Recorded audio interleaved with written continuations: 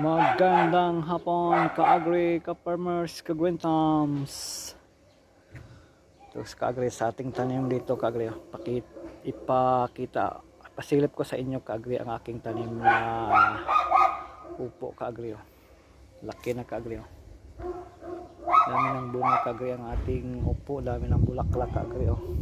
Mayroon pang maliit ka-agri. Dapat mag-pruning talaga ni kagri yung may sanga nga may bunga kagri, dapat i-pruning natin kagri para makaano siya kagri, malusog ang kanyang bunga kagri, basta i-prune mo kagri pag may bunga na. Ito po, dapat tanggalin to siya kagri, itong sanga dapat to tanggalin. Pakita ko sa inyo kaagri ang aking upo, dami ng bunga kagri.